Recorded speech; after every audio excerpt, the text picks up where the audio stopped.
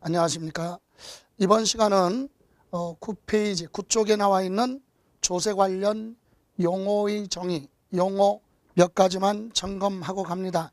1번 세법, 조세권자 즉 과세권자의 조세권 남발을 방지하기 위해서 국회에서 세금을 부과하기 위해서 만들어 놓은 법, 세법이 있죠. 그래서 국가나 지방자치단체는 이와 같은 세법의 근거에서 세금을 부과하고 징수할 수 있다. 그래서 개념에서 조세 법률주의로 되어 있다 그랬어요. 그러면 거기 국세는 국가가 재정경비에 충당하기 위해서 부과 징수하는 조세를 국세라고 하고, 국세에는 13가지 종목과 세율을 따로따로 구분해 놓은 각각의 개별법이 있고, 그리고 공통적으로 적용하는 국세징수법이나 조세특례제한법 또는 국제조세 조정에 관한 법률, 조세범처벌법, 조세범처벌절차법 이와 같은 법으로 되어 있는데, 우리가 그래도 많이 관심 갖고 있는 것이 바로 여러분 도표에 나와 있듯이 소득세는 소득세법, 만약에 법인세는 법인세법, 이렇게 개별적 법률로 되어 있다. 부가가치세법에 따라 부가가치세, 증권거래세법에 따라 증권거래세, 이렇게 개별법으로 되어 있다 그랬어요. 13가지 세금을 법률은 12가지로 열거되어 있는데, 아니 세목이 13개인데 왜 12가지냐? 상속세 및 증여세를 묶어서 법이 하나죠. 그래서 상속세 및 증여세법, 이렇게 법이 하나로 되어 있고, 거기에 상속세 부분과 증여세 부분이 명시되어 있죠. 이렇게 개별세법이고, 공통세법 하면 밑에 보시면 밑에 칸에 국세기본법, 그래서 국세에 관한 전반적이고 기본적인 것, 또는 국세 처분에 대해서 잘못된 부분이 있으면 불복 절차를 구성하고 있는 그런 법률이 국세기본법이고요. 국세징수법은 국세를 징수하는 절차 방법, 그리고 징수하는 데 있어서 가산금, 중가산금 이런 부분에 대해서 규정해 놓은 것이 국세징수법이죠. 또 물론 조세특례제한법은 국세에 대해서 감해주거나 세금을 감해주거나 면제 혜택을 주겠다 그래서 규정한 것이 조세감면, 조세특례제한법이라고 해서, 여러분이 국세에 대해서 소득세 감면에 대해서 확인하고 싶다 그러면 예를 들어서 대법원에 들어가서 자료를 찾을 때는요, 국세, 조세특례제한법을 확인해서 국세에 대한 감면을 확인해 볼 수 있다. 그래서 감해주거나 면제해주는 감면 규정을 규정해 놓은 게 조세특례제한법이고, 글자 그대로 조세범처벌법에 대해서는 조세에 관한 법률을 위반한 자에 대해서 처벌하는 규정, 이것이 명시되어 있죠. 참고로만 보시고, 다음 그 밑에 지방세. 그래서 여기서 우리는 국세는 개별세법으로 되어 있다. 개별 각각의 법률로 되어 있다. 상속 증여세 빼고는. 그리고 양가로 2번 지방세는요, 지방자치단체가 부과 징수하는 조세를 지방세라고 하고, 지방세는 통합세목, 즉 통합법률, 법이 하나로 되어 있다. 지방세법 안에 11가지 세금이 다 기재되어 있죠. 그래서 그 다음 장에 보시면 지방세는 통합세법, 통합세법이 뭐냐? 지방세법 하나로 되어 있다. 그러나 이 11가지 세금에 공통적으로 적용되는 것이 지방세 기본법, 지방세에 대한 기본적인 사항이나 위법 사항에 대해서 기재해 놓은 것이 지방세 기본법이고요. 지방세 특례제한법은 지방세를 감해주거나 면제해 주는 그런 규정을 명시해 놓은 것이 바로 지방세 특례제한법입니다. 물론 제주특별자치 설치 및 또는 국제 자유도시, 즉 제주도나 또는 송도 국제도시, 여기에 관련된 법률이 따로 있는데 우리가 크게 신경 쓸 필요는 없죠. 그래서 우리 지방세도요, 지방세법 하나 하고, 그 다음에 지방세 기본법, 그리고 지방세 특례제한법, 이 세 가지가 밀접한 관계가 있죠. 이렇게 각종 법률로 되어 있다. 특별히 암기하거나 정리할 필요는 없다는 얘기예요. 다음 2번 밑에 보시면 과세기간, 신고기한, 납세지. 그럼 양가로 1번 과세기간, 세법에 의해서 과세표준을 계산할 때 과세기간은 언제서부터 시작해서 언제까지에 대한 걸 가지고 과세 표준을 결정할 것이냐 기간이 정해져 있죠. 그러면 모든 세금이 과세 기간이 정해져 있는 건 아니에요. 취득세 같은 건 언제서부터 언제까지 그게 아니라 언제든지 취득한 행위가 있으면 그때 부과하죠. 그러나 과세 기간이 정해져 있는 대표적인 세금이 바로 소득세, 개인이 벌은 소득세는요. 원칙이 매년 1월 1일부터 그해 12월 31일까지 발생한 소득에 대해서 소득세를 과세하겠다 이렇게 처음부터 끝까지 기간을 정해놨죠. 이게 원칙입니다. 소득세법은 1월 1일부터 12월 말까지. 그럼 예를 들어서 7월 1일부터 소득이 있었다 그래서 7월 1일부터 다음 연도 6월 말까지 가는 건 아니다. 항상 12월 말로 끝나죠. 이게 원칙이에요. 그러나 예외로 소득이 있는 자가 사망을 했다. 그런 경우는 1월 1일부터 사망한 날까지를 과세 기간으로 보고 거기에 발생한 소득에 대해서 소득세를 과세하게 됩니다. 또 외국으로 출국한다 이 얘기는 이민 가는 경우죠. 국적을 포기하고 그러니까 거주자가 비거주자로 전환이 됩니다. 그럴 때는 1월 1일부터 우리나라에 출국하는 날까지 발생한 소득에 대해서 과세를 한다. 이렇게 과세기간 예외가 있어요. 그럼 소득세법은 항상 개인의 소득은 1월 1일부터 12월 31일이 원칙인데 사망했거나 출국하는 것 외에는 원칙으로 가라. 간혹 만약에 사업을 중도에 개시를 했다. 사업을 7월 1일 날 개업을 했다고 그래서 7월 1일부터 12월 말까지가 아니라 1월 1일부터 12월 말 중간에 10월 달에 사업을 폐업했다고 해서 폐업한 날까지가 아니라 1월 1일부터 12월 말까지 기본이 1년을 원칙으로 하고 있다. 이 두 가지 예외 외에는 없다는 얘기예요. 그래서 원칙 1월 1일부터 12월 말까지로 되어 있고 법인세는 과세기간 또는 회계년도, 사업년도다. 그래서 정관에 기재된 내용으로 갑니다. 그것은 법인 같은 경우는 회계장부에 기재되기 때문에 이 법인은 과세기간 회계년도 또는 사업년도가 12월 말로 단정하지 않아요. 항상 1년을 초과할 수 없도록만 되어 있죠. 만약에 1년 단위로 결산을 하게 된다면 1월 1일부터 12월 말 할 수도 있고 7월 1일부터 회사를 설립해서 영업을 개시했다면 다음 연도 6월 말까지 이렇게 다음 연도로도 2월 할 수 있죠. 그러나 1년을 기간을 초과할 수는 없도록 되어 있고요.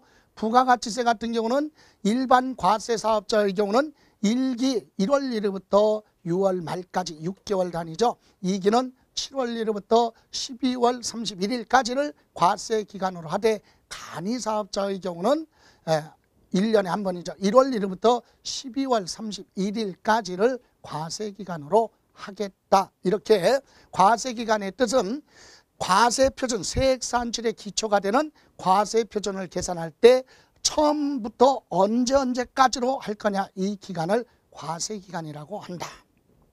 다음 11쪽에 2번에 법정신고 기한 그랬어요. 이거는 국세면 국세기본법에, 지방세면 지방세기본법상에 신고를 하라. 그죠? 그래서 이 과세표준 신고서, 세금을 계산한 과세표준 신고서를 제출할 법적 기한을 마지막 날을 법정 신고기한 또는 그냥 신고기한 이렇게도 얘기합니다. 그러면 이와 같은 신고기한이 정해져 있는 세금은 즉 주로 신고납부세금이에요. 그래서 취득세는 취득한 날로부터 60일 이내 신고를 하라, 이렇게 신고서 제출하라 이렇게 되어 있죠. 물론 상속의 경우는 상속 개시일에 속하는 달 말일로부터 6개월 이렇게 길게도 가는데 상속이라는 단어 없으면 취득세는 취득한 날로부터 60일 이내까지 신고를 하라 이렇게 되어 있고요. 등록면허세는 등기 등록하기 전까지만 신고를 하라. 그리고 소득세는 원칙이 다음 연도 5월 31일까지고요. 5월 31일 다음 연도 소득이 있는 다음 연도 5월 31일까지가 법정신고 기한으로 되어 있습니다. 그리고 부가가치세는 아까 과세기간이 1기는 1월 1일부터 6월 말까지 되어 있는데 일기에 대한 과세표준 신고는 다음 달 25일이에요. 다음 달. 그러니까 7월 25일까지. 1월 1일부터 6월 말까지 6개월치를 다음 달 7월 25일까지. 그리고 2기는 7월 1일부터 12월 말까지 되어 있는 6개월치를 합산을 해서 다음 달이니까 1월 25일까지 신고를 하라. 그죠? 그리고 종합부동산세는 원칙이 법정신고 기한은 없습니다. 왜? 부가주의로 되어 있기 때문에 종합부동산세는 과세권자인 국가가 세금을 계산해서 납세 의무자한테 고지서 발부하는 제도로 되어 있어요. 부가주의. 그렇기 때문에 법정신고 기한은 원칙이 없지만 예외로 납세자가 선택을 해서 신고하겠다 그럴 때는 신고 기한이 있죠. 이때는 12월 15일까지 신고를 하라 이렇게 되어 있고요. 상속세 같은 경우는 상속 개시일에 속하는 달 말일로부터 6개월 이내 상속세 과세 표준을 세무서에 신고를 해야 됩니다. 또는 증여는 증여일에 속하는 달 말일로부터 3개월 이내 이와 같은 법정 신고 기한이 있죠. 이 중에 우리가 필수적으로 정리해야 될 거 취득세, 그리고 공부해야 될 등록 면허세, 그리고 소득세, 그리고 종합부동산세를 참고로 필수적으로 좀 정리하시고 다음 양가로 3번으로 갑니다. 납세지. 납세지란 납세 의무자가 납세 의무를 이행할 행정관청, 즉 장소적 범위죠. 장소를 우리는 납세지라고 한다. 어디에 납세 의무를 이행할 거냐, 그 장소죠. 그래서 거기 지방세 중에 취득세는 우리 취득할 때 당시 물건의 소재지로 가죠. 물건의 소재지. 특별시에 있으면 특별시, 광역시에 있으면 광역시, 도지역에 있으면 도. 그래서 취득할 때 당시 물건의 소재지 관할하는 특별시, 광역시, 도를 납세지로 하고 등록 면허세도요. 등기 등록하는 물건의 소재지, 부동산이면 부동산 소재지 관할하는 도인데 특별시, 광역시에서는 자치구세로 되어 있죠. 그래서 자치구다. 재산세는 6월 1일이에요. 재산세는 1년 중에 하루를 기준해서 6월 1일 기준으로 부과를 하기 때문에 6월 1일을 과세 기준일 이렇게 얘기하죠. 그래서 과세 기준일 현재 부동산이면 부동산을 소유하고 있으면 부동산 소재지 관할하는 시군구입니다. 부동산은 소재지 관할 시군구. 물론 뭐 선박은 선적항 또는 항공기는 정치장 소재지로 가는데 부동산 중심으로 할 때 부동산 소재지 과세 기준일 현재 이렇게 가고, 국세에서 개인은 국세 가장 대표적인 게 소득세죠. 소득세는 소득이 있는 사람, 즉 거주자. 거주자는 뒤에 가서 또 말씀드리겠지만 거주자라고 하는 것은 국내에 주소가 있거나 183일 이상 거소를 둔 자, 머무르는 장소 계속해서 6개월 이상, 즉 183일 이상 거소를 둔 자를 소득세법의 거주자라고 하고, 이와 같은 거주자의 소득에 대해서는 거주자의 주소지 관할세무서, 주소지를 납세지로 합니다. 그러나 소득세에서도 비거주자는 거주자가 아닌 외국인 등이 우리나라에서 발생한 소득이 있다면 그거에 대한 납세 의무 이행할 장소는 어디냐? 사업장이 있으면 사업장 소재지로 가지만 사업장이 없다면 소득이 발생한 장소를 납세지로 하죠. 물론 개인이 아니라 법인. 법인의 경우는요, 내국법인, 우리나라 법인이라면 법인 등기부에 기재되어 있는 본점이나 또는 주사무소 소재지 관할 세무서죠. 그러나 외국 법인에 대해서는 사업장 소재지로 갑니다. 우리나라에 있는 사업장 소재지 관할 세무서로 납세 의무를 이행하라. 이렇게 해서 납세지의 뜻은 납세 의무를 이행할 행정관청, 즉 구체적인 장소를 우리는 납세지라고 한다. 개념만. 다음 3번에 보시면 과세 요건이라는 게 나왔어요. 다음 쪽 12쪽. 자, 여기 보실까요?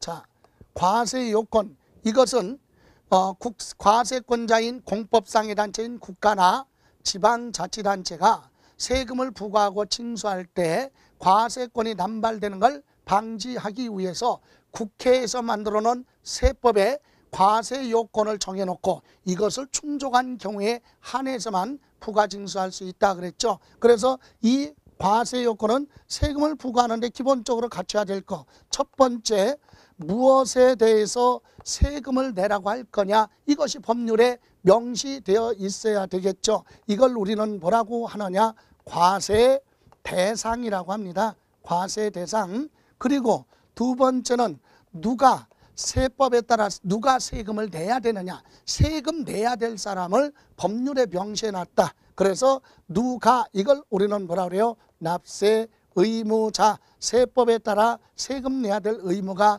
있는 사람, 납세 의무자를 명시해야 되고요. 다음 세 번째는 어떤 금액으로 세금을 계산할 것이냐, 이것을 우리는 과세 표준이라고 하죠. 이와 같은 과세 표준이 명시되어 있고, 그리고 몇 퍼센트로 할 거냐, 이것은 각 법률이 정한 세율이 있을 거 아닙니까? 이렇게 해서 이 네 가지를 우리는 과세 요건이라고 하고, 이 요건을 충족한 개인, 법인, 단체한테는 의사표시 없이 강제로 내라고 하고 징수할 수 있다. 그래서 이 과세 요건에 대해서는 앞으로 우리가 공부할 때 취득세, 등록면허세, 재산세, 종합부동산세, 양도소득세, 이와 같은 모든 세법을, 세금을 공부할 때는 자, 이와 같은 순서대로 공부하기 때문에 여러분은 세법을 공부하실 때 이게 틀이 잡혀 있어야 돼요.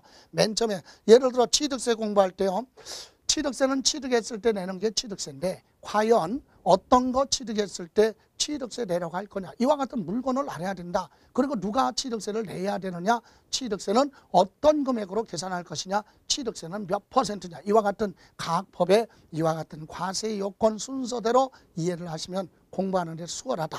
그러면 그 첫 번째 양가로 1번 보실까요? 12쪽에 과세 대상하면 세법에 따라 조세 부과, 세금을 부과하는 목적이 되는 소득이면 소득에 대해서 세금 내라 할 수도 있고, 아니면 재산이 있으면 재산에 대해서 세금 내라 할 수도 있고, 무슨 행위가 있으면 그런 행위에 대해서 세금 내라 할 수도 있다. 그러니까 과세 대상에는 소득이 있을 수 있고 재산이 될 수도 있고 행위가 있을 때 과세할 수도 있다. 그래서 참고로 1번 소득이 있을 때 과세 대상으로 해서 세금 내라 하는 것이 가장 대표적인 것이 바로 뭡니까?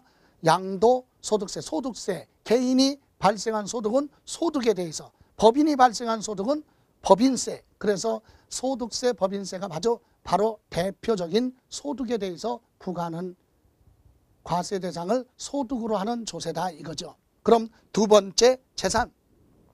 재산이 있기 때문에 재산에 대해서 내라 하는 것은 재산을 가지고 있을 때 매년 재산세나 지역자원 시설세, 그리고 종합부동산세, 상속받은 재산이 있으면 상속세, 증여받은 재산이 있으면 증여세, 이건 재산에 대해서 부과하는 거죠. 그럼 세 번째 행위, 무슨 행위가 있기 때문에 부과를 하는 거. 취득세, 그리고 등록, 면허세. 취득한 행위가 있으니까, 등록하는 행위가 있으니까, 재화를 공급하거나 소비하는 행위가 있기 때문에 부과한다. 그래서 행위세로 부과되는 건 취득세, 등록, 면허세, 부가가치세 등이 대표적이다. 그래서 이걸 세부적으로 기억하는 게 아니라 과세 대상은 세금을 부과할 때 무엇을 목적으로 할 거냐, 목적물이죠. 그걸 과세 대상 또는 과세 객체 또는 과세 물건, 이렇게도 얘기를 합니다. 두 번째 납세 의무자죠. 여러분, 납세 의무자는 세법에 따라 세금을 납부해야 될 의무가 있는 자, 이 사람을 납세 의무자라고 하는데, 이와 같은 납세 의무자에는 연대 납세 의무자도 있고 2차 납세 의무자도 있고 납세 보증인도 있지만, 다만 징수 의무자는 납세 의무자 범위에 해당되지 않습니다. 징수 의무자 끝에 다만 징수 의무자는 제외된다 그랬죠. 그 세 번째 줄에 밑줄 쳐놓고 납세 의무자 범위에는 징수 의무자는 제외가 됩니다. 그렇다면 1번 연대 납세 의무자가 뭐냐? 연대 납세 의무자는 하나의 납세 의무에 대하여 두 사람 이상이 공동으로 책임져야 될 관계에 있는 자를 연대 납세 의무자라고 하죠. 그래서 연대 납세 의무자 그러면 대표적인 것이 밑에 박스에 나와 있듯이 1번만 보세요. 참고로만 보시고 박스 안에 1번 상속재산에 대해서 공동으로 상속받았다면 상속세와 취득세를 연대 납세 의무를 진다. 그러면 만약에 상가 빌딩을 세 사람이 공동으로 취득했다. 그러면 세 사람이 각각 지분대로 납부해도 되고요. 아니면 세 사람 중에 한 사람이 다 납부할 수도 있고 각각 지분대로 납부를 하되 부담을 하되 어느 한 사람이 납세 의무를 이행하지 못했을 때는 나머지 두 사람이 공동으로 책임지는 관계를 연대 납세 의무자 이렇게 얘기를 하죠. 다음 두 번째는 2차 납세 의무자. 거기 첫 번째 2차 납세 의무자는요. 납세 의무자 재산에 대해서 체납 처분을 집행하여도 여러분 세금을 빌린 거 안 낸 걸 체납이라고 하고요. 체납 처분을 했다는 얘기는 납세 의무자 재산을 압류를 해서 공매 처분한다. 그런 절차를 우리는 뭐라고 하느냐? 체납 처분이라고 하죠. 그래서 납세 의무자 재산을 압류하는 절차. 그래서 체납 처분을 결정하여도 납세 의무자가 내야 될 세금에 부족하거나 아니면 재산이 없는 경우죠. 없는 경우 그 사람의 세금에 대해서 2차적으로 책임져야 될 사람을 2차 납세 의무자라고 하는데 모든 사람이 다 2차 납세 의무자가 지정되어 있는 건 아니죠. 여러분 개개인이 여러분이 1년 동안에 벌은 소득에 대해서 뭐 내야 돼요? 소득세 내야 돼. 근데 여러분이 소득세를 체납하고 여러분 재산이 없다? 압류할 재산도 없어요. 그럼 국가는 결손 처리할 수밖에 없다. 그러나 특별한 경우에 한해서는 본인이 납세 의무를 이행하지 못했을 때 부족한 부분에 대해서 2차 납세 의무자를 지정해 놓은 법률이 있다 이겁니다. 그래서 여러분 참고로 제목 정도만 13쪽에 보시면 가법 법인이 해산할 때 맨 마지막에 남는 사람 법인의 이름으로 납부해야 될 조세를 체납했다. 그럼 법인의 이름으로 남겨둔 재산 가지고도 부족하다 그러면 2차적으로 책임져야 될 사람이 맨 마지막 해산할 때 남는 청산인 대다수 등기이사가 해당이 되겠죠. 또 두 번째 보시면 출자자의 2차 납세 의무자 한명회사, 유한회사, 합자회사에 무한책임사원이 있어요. 무한책임사원에 대해서는 법인이 회사가 조합회사가 조합의 이름으로 납부하지 못한 세금이 있으면 무한책임, 책임의 한계가 없다는 얘기죠. 무한정이니까 출자금 외에도 개인재산으로서 충당을 해야 된다. 그래서 무한책임 사원 또는 세 번째 법인의 2차 납세 의무자 그랬어요. 그래서 출자자가 그 회사의 주식을 50% 초과해서 가지고 있는 과점주주는 법인이 소유하고 법인에 대해서 납부해야 될 체납세금이 있으면 2차적으로 납부해야 될 2차 납세 의무자가 되고요. 마지막으로 사업 양수인 사업체를 경영하다가 매 사업을 양도합니다. 양도를 하면 양수받은 자 입장에서는 양도자가 그 사업에 관련된 세금을 체납했고 양도자 이름으로 소유하고 있는 재산이 없거나 부족할 때는 그 사업을 양수받은 사람이 그 사업 범위 내에서 2차 납세 의무자가 자동적으로 되는 거죠. 이렇게 2차 납세 의무자 세부적으로 기억할 건 아니지만 뜻은 본래의 납세 의무자가 납세 의무를 이행하지 못했고 또 체납 처분을 하여도 그 사람의 재산이 없거나 세액에 부족하다 그럴 때는 그 부족한 부분에 대해서는 2차적으로 책임을 지겠다. 2차 납세 의무자 이렇게 얘기를 합니다. 다음 세 번째 사업자 등록 등을 할 때 국세청에서 그죠? 예, 당신이 세금을 안 냈을 때 그 세금에 대해서 책임질 보증인을 서라. 그래서 여러분이 세금에 대해서 보증 섰다면 납세 보증인은 당연히 우리 납세 의무자 범위에 들어가죠. 이렇게 해서 우리 2차 납세 의무자 그리고 납세 보증인 연대 납세 의무자에 대한 내용을 보셨는데 거기에 보충학습 13쪽에 보시면 징수 의무자라고 나왔어요. 여기 잠깐 보실까요? 납세 의무자에서 제외되는 것이 누구다? 징수 의무자입니다. 징수 의무자. 그럼 징수 의무자는 우리 국세에서 나오는 용어는 국세에서는 뭐라고도 얘기하느냐? 원천 징수 의무자 이렇게 얘기를 하고 그 다음에 지방세의 경우는 뭐라고 하느냐? 특별 징수 의무자 이렇게 얘기하는데 원천 징수 의무자 볼까요? 자, 소득이 발생을 하면 자, 예를 들어서 개인이 1년 동안에 발생한 소득에 대해서는 소득세를 내야 되는데 직장에 다니는 근로소득이 있는 자는 매달 일정하게 발생하기 때문에 매달 세금을 한꺼번에 내려면 부담이 크니까 급여를 받을 때 그 급여에 대한 소득세를 미리 징수하겠다 이거죠. 그래서 사업자는 소득을 지급할 때, 즉 월급을 줄 때 그 소득에 대한 소득세를 국가를 대신해서 미리 걷었다가 징수, 미리 걷는 걸 네 글자로 원천 징수라고 한다. 그죠? 다시 한번 소득을 지급하는 자가 그 소득에 대한 소득세를 국가를 대신해서 미리 징수하는 걸 원천 징수라고 하고 이렇게 징수한 세금은 일정 기간 가지고 있다가 국가에 갖다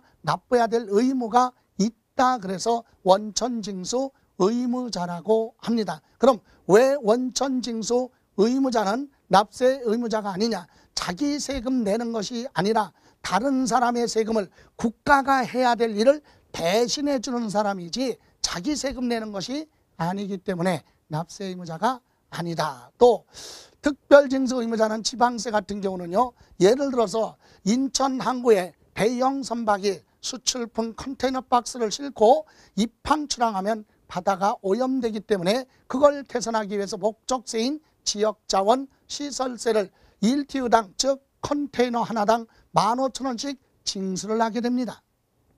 그런데 선박에 대형 컨테이너 박스를 싣고 출항하는 선박한테 다음 달 10일까지 와서 내라 그러면 현실적으로 불가능하기 때문에 출항하기 전에 그 컨테이너 또는 입항해서 하여가기 전에 그 컨테이너에 대한 1TU당 15,000원에 해당하는 지역자원시설세를 미리 징수하는 거. 미리 징수했다가 지방자치단체 갖다 납부해야 될 의무가 있는 사람을 특별징수 의무자라고 하죠. 뜻은 똑같지만 명칭이 다를 뿐이에요. 어쨌든 이와 같은 징수 의무자는 본인에 대한 세금을 부담하는 것이 아니라 타인에 대한 세금을 국가나 지방자치단체를 대신해서 걷어다가 주는 사람이기 때문에 납세 의무자 범위에 포함하지 않는다. 이 정도만 이해하시면 되겠습니다. 다음 여러분 13쪽 맨 밑에 이제 과세 요건의 과세 표준이 나옵니다. 과세 표준. 자, 아까도 언급을 했지만 이 과세 표준이 나오면 이 과세 표준액이 나오면 이 과세 표준이 나오면 요게다가 우리는 뭘 곱해야 되느냐?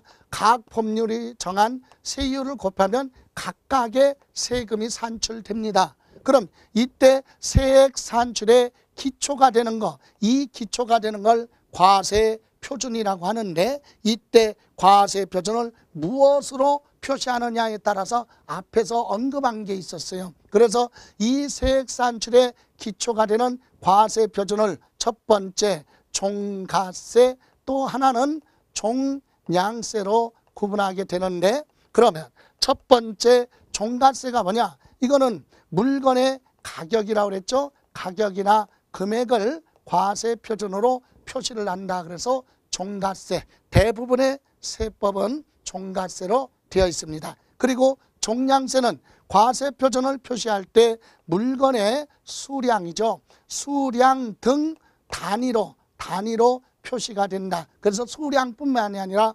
수량으로 또는 중량 킬로그램당 아니면 면적이니까 제곱미터당 아니면 부피니까 세제곱미터당 이렇게 해서 또는 건수 한 건, 두 건, 세 건 이렇게 과세 표준을 표시하는 것을 우리는 종량세라고 한다. 그래서 대부분의 세금은 우리는 종가세로 되어 있지만 종량세로 되어 있는 부분은 등록 면허세와 주민세 등이 있고, 그리고 문서를 작성할 때 인지세, 지역 자원 시설세 등이 바로 종량세와 그 다음에 종가세를 뭐한다? 병행한다는 얘기예요. 그러니까 이런 세금 등을 부하고 제외하고는 대다수는 종가세로만 되어 있는데, 이와 같은 세금은 종량세로만 된 게 아니라 종가세와 종량세를 요거는 같이 병행하고 있다. 예를 들어 우리가 공부해야 될 등록 면허세의 경우는요, 자, 전세권 설정 등기할 때는 전세 금액으로 세금을 계산하고, 임차권 설정 등기할 때는 보증금 빼고 월 임대차 금액을 과세 표준으로 하고, 타인의 토지 외 지상권을 설정할 때는 부동산 가격으로 가고, 지역권 설정할 때는 요역지 가격, 이렇게 가격으로 세금을 부과합니다. 그런데 이것을 지상권 설정 등기할 때는 이렇게 가격으로 했는데, 지상권 설정을 뭐 할 때 말소하거나 전세권 말소, 지역권 말소, 이와 같은 말소 등기 지우는 것은 건수로 부과합니다. 한 건당 6,000원, 한 건, 두 건, 세 건 이렇게 수량으로 부과될 수도 있다. 그래서 종가세와 종량세를 병행 같이 적용하고 있다 이겁니다. 이렇게 해서 과세 표준이 있고요. 다음 네 번째 보시면 이제 세율. 이 과세 표준에다가 뭘 곱하느냐? 세율을 곱하는데, 이때 세율이라고 하는 정의는 뭐냐? 요거 세액 산출에 세액을 산출하기 위해서, 세금을 계산하기 위해서 뭐가 나오면, 과세 표준이 나오면 여기에 곱하는 거를 우리는 뭐라고 하느냐? 비율. 곱하는 걸 뭘 곱하느냐 이거죠. 그래서 이 세율은 과세 표준에다가 곱하는 비율 또는 뭐 금액, 이렇게 갈 수도 있다. 그래서 비율은 뭐예요? 퍼센트. 이거는 금액이니까 화폐 단위죠. 이렇게 세율을 퍼센트로 표시되는 것을 우리는 뭐라고 하느냐? 정율 세율이라고도 합니다. 용어가 일정한 비율로 표시가 된다. 그리고 금액, 화폐 단위로 표시하는 것을 우리는 세율을 금액으로 표시한다. 일정한 금액으로 되어 있다. 그래서 정액 세율 이렇게도 얘기를 하지요. 그래서 거기 보시면 방가로 1번 정률 세율은 세율을 표시할 때 백분비 또는 천분비 이와 같은 비율로 표시되는 걸 정률 세율이라고 하고, 대부분의 조세는 정률 세율로 되어 있다. 그런데 여기서 백분비, 천분비라고 그랬어요. 우리 지방세법은 소수점이 많이 나오기 때문에 소수점을 표시하는데 어려움이 많아요. 그래서 소수점을 표시하지 않으려고 천분율로 표시합니다. 예를 들어서 1%다 그러면 이렇게 되겠죠. 1%면 100분의 1 해도 되고 아니면 1000분의 10 해도 돼요. 그래서 이것도 1%, 이것도 1%잖아요. 그런데 1.5를 표시하려면 예를 들어서 100분의 1.5 이렇게 하던 것을 1000분율로 표시하면 1000분의 15 이렇게 해서 이것도 1.5%, 이것도 1.5% 이렇게 되죠. 그래서 이런 소수점을 표시하는데 번거로움이 있으니까 지방세법에서는 그것을 표시하는데 어려움이 있으니까 천분율로 표시하는 거지 다른 의미는 없어요. 그래서 천분비, 백분비 이렇게 비율로 표시하는 걸 정률 세율이라고 한다. 그죠? 다음 그 밑에 보시면 방가로 2번에 과세표준 크기 변화 유무에 따른 분류 그랬어요. 그래서 1번에 보시면 비례세율이라고 나와 있죠. 자, 이와 같은 비율로 표시하는 비율에는 우리가 알아야 될 것이 비례세율이 있습니다. 비례세율이 있고 또 하나는 누진세율이 있죠. 누진세율. 대표적인 것이 이 두 가지입니다. 우리 부동산에 관련해서 공부해야 될 것이 이 두 가지인데, 비례세율은 뭐냐? 글자 그대로 과세표준 금액 크기에 상관없이 같은 세율을 적용하는 것을 우리는 비례세율이라고 합니다. 그럼 비례세율에 대한 내용을 우리가 한번 잠깐 확인해 보면, 자 여기 보세요. 비례세율은 과세표준 금액 크기에 상관없이 과세 대상이 같다면 같은 세율을 적용하는 걸 비례세율이라고 한다. 여러분 참고로 78쪽 잠깐만 확인하고 가죠. 78쪽에 보시면은요, 취득세 표준세율 그랬어요. 부동산 취득했을 때, 그죠? 거기에 취득의 원인 도표에 보시면 유상승계 취득의 주택 빼고 그 밑에 칸에 농지나 주택 말고 기타 1000분의 40 그랬어요. 1000분의 40. 그래서 유상하면 매매, 교환, 공매, 경매 이런 거죠. 자, 이런 매매로 취득할 때 기타 부동산은 1000분의 얼마예요? 40. 상가 부동산 매매로 취득하면 1000분의 40이라는 얘기예요. 자, 여기 보실까요? 자, 예를 들어서 상가를 취득하는데 1000분의 40, 4%입니다. 4% 취득세가 매매로 상가 부동산을 취득하면 취득세가 4%인데 이때 자 1억짜리를 취득했던 10억짜리 상가를 취득했던 100억짜리 상가를 취득했던 똑같이 몇 프로다? 40%예요. 똑같이 40%를 4%죠. 4% 똑같은 세율을 적용하겠다. 이게 비례세율이에요. 그러면 1억에 4%면 400만 원이고 10억에 4%면 4천만 원이 될 것이고 100억에 4%면 4억이 되겠죠. 그럼 보세요. 요 과세표준 금액 크기가 10배 아닙니까? 그럼 이 세금도 10배. 이거하고 요거하고는 100배 차이 납니다. 그럼 이것도 몇 배? 100배. 이게 비례죠. 그래서 우리는 과세 대상이 같다면 과세표준 금액 크기에 상관없이 같은 세율 적용하는 걸 비례세율이라고 하는데 취득세 78쪽에 도표보면 세율이 여러 가지로 되어 있다. 그래서 여기에다가 이렇게 붙여도 돼요. 뭐라고? 차등 비례세율이다. 아니면 그냥 비례세율 이래도 되고 여러 종류로 되어 있다. 그래서 차등 비례세율 이렇게도 얘기를 하죠. 자, 그렇다면 이번에는 누진세율을 볼까요? 누진세율은 뭐냐?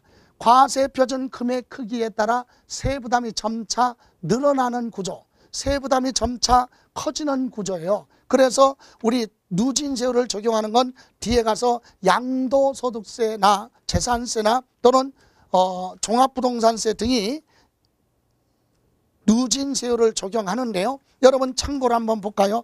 292페이지 292쪽 292쪽에 보시면 초과 누진세율이라고 나와 있죠. 맨 위에 박스에 첫 번째 칸 과세표준이 1200만 원 이하는 6%고 1200만 원 초과 4600만 원 이하일 때는 72만 원 더하기 1200만 원 초과하는 금액의 15% 이렇게 돼 있어요. 그죠? 자, 다시 한번 볼까요? 여러분, 과세표준이 1000만 원이라고 할 때 하고요. 과세표준이 2000만 원이라고 가정했을 때 한번 계산을 한번 해보죠. 그러면 만약에 1000만 원일 때는 뭐라 그랬어요? 그대로 6%예요. 6%. 1000만 원에 6%면 60만 원이 나오겠죠. 60만 원 나왔어요. 그런데 과세표준이 2000만 원이다. 그러면 기본이 전 단계 세금이 누적돼요. 72만 원 그랬어요. 여러분 72만 원이 왜 붙었느냐면 거기 첫 번째 칸 보세요. 첫 번째 칸에 1200만 원 곱하기 6% 그랬잖아요. 1200만 원 이하 그럼 1200만 원이야 딱. 그럼 곱하기 6% 하면 72만 원 나오죠. 그게 두 번째로 갈 때는 이렇게 첫 번째 세금이 누적돼요. 72만 원 붙었어요. 거기다가 1200만 원을 초과하는 거니까 800만 원이에요. 그죠? 800만 원. 이 800만 원 곱하기 15%입니다. 15%. 자, 그러면 요거부터 곱하니까 더해가지고 곱하면 안 돼요. 곱하기부터 합니다. 그럼 800만 원에 15%니까 120만 원이 나옵니다. 120만 원에다가 요 72만 원 더하니까 192만 원이 나왔어요. 자, 결론은 첫 번째 칸으로 가면 얼마예요? 첫 번째 칸에는 60만 원이 나왔고 두 번째로 가니까 192만 원이 나왔습니다. 이때 과세표준은 1,000만 원이고 과세표준은 2천만 원. 요 차이는 2배예요. 2배. 근데 이 세금 차이는 3배가 넘잖아요. 이렇게 이 과세표준 금액 크기에 보다 이 세부담이 점차 커진다. 이게 누진세예요. 그래서 전기요금이 누진제라고 하잖아요. 다음 단계로 벗어나면 그 단계를 벗어나서 다음 단계로 가면 지금 단계 세금이 누적되고 거기다가 알파가 되기 때문에 세금 부담이 점차 커지는 구조. 이걸 우리는 초과 누진세율이라고 하는데 우리가 앞으로 공부해야 될 5가지 세금은 비례세율과 초과 누진세율을 같이 적용하는 걸로 되어 있다. 물론 취득세는 초과 비례세율만 되어 있어요. 취득세는 비례세율로만 되어 있고요. 그리고 재산 등록 면허세도 비례세율이고, 그런데 재산세나 종합부동산세, 양도소득세는 초과 누진세율과 비례세율이 같이 적용될 수 있다. 물론 종합부동산세는 초과 누진세율로만 되어 있고요. 그래서 이 2가지를 우리는 개념만, 비례세율은 과세 대상이 같다면 과세 표준 크기에 상관없이 같은 세율을 적용한다. 이것이 비례세율이고, 누진세율은 과세 표준 금액 크기에 따라 세부담이 점차 커지는 거다. 이렇게 이해하시면 되고요. 15쪽에 보시면 방가로 3번 세율 적용 방법에 따른 분류에 1번 일정세율과 2번에 표준세율과 3번에 제한세율이 있습니다. 그러나 우리가 반드시 이해해야 될 건 2번이죠. 1번 일정세율은 일정, 고정세율 이렇게도 얘기해요. 고정. 세법이 정한 세율이 있으면 그것만 적용할 수밖에 없다. 다른 세율을 적용할 수 없다. 그래서 그 세율에 변동이 없다. 이걸 일정세율 또는 고정세율이라고 하고요. 우리 공부해야 될 부분에 대해서 많이 나오는 언급되는 부분이 2번의 표준세율이에요. 2번의 표준세율. 표준세율은 세법이 정한 기본세율이 있지만 특별한 사유가 있을 때는 그 기본세율을 적용하지 않고 거기에 100분의 50 범위 내에 가감할 수 있다. 증하거나 감할 수 있는, 조정을 해서 적용할 수 있는 그런 세율을 표준세율이라고 합니다. 그래서 거기 표준세율만 보실까요? 세법에 규정한 세율로서 통상 적용하여야 할 세율을 말한다. 다만 재정상 이유 또는 기타 특별한 사유가 있다고 인정되는 경우에는 일정 범위 내에서 과세권자가 가감 조정하는데 이때는 반드시 지방자치단체 조례에 따라서 가감할 수 있죠. 이때 그런 조세는 우리가 공부해야 될 취득세, 등록, 면허세, 그리고 재산세 또는 지방교육세 등은 지역자원시설세 등은 100분의 50 범위 내에서 가감할 수 있다는 얘기예요. 자, 여기 잠깐 보실까요?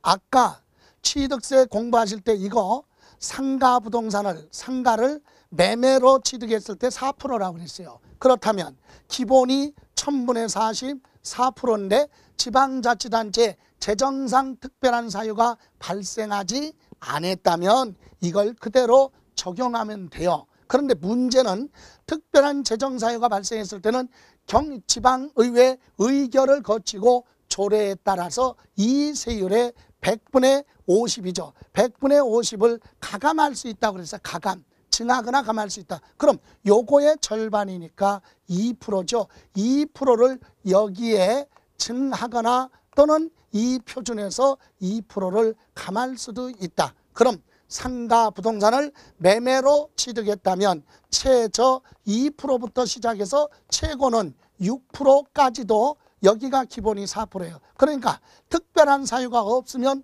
전국이 다 4%를 적용하지만 지방자치단체마다 증하할 수도 있고 감할 수도 있기 때문에 결론은 지방자치단체마다 취득세 세율은 다를 수도 있고 같을 수도 있다. 이런 의미로 이해를 하시면 돼요. 그래서 요 내용은 우리가 표준세율에서는 취득세 시험에서 또는 등록면허세 또는 재산세 시험 문제에서 지문으로 물어보죠.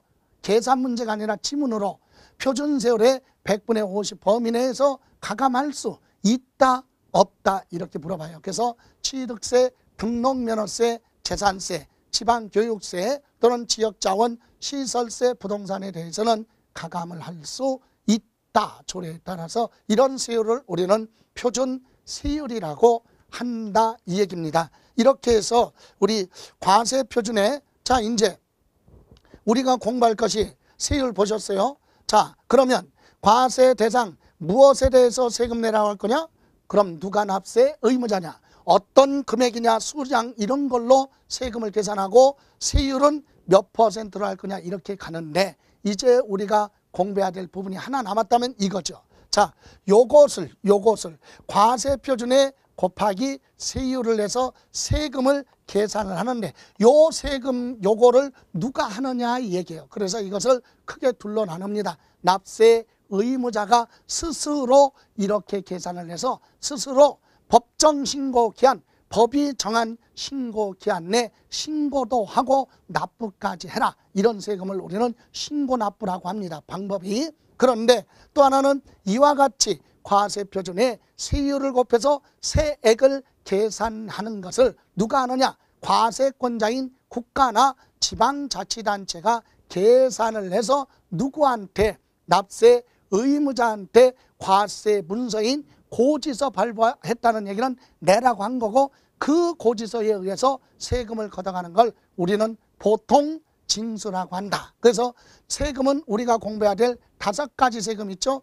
취득세, 등록면허세, 재산세, 종합부동산세, 양도소득세는 신고납부 아니면 부가주의 즉 보통징수 이 2가지다. 그래서 우리는 다음 시간에 보통징수 방법과 신고납부 부분에 대해서 한번 정리를 해야 되죠. 자, 이번 시간은 여기까지 정리하는 걸로 하겠습니다. 고생하셨습니다.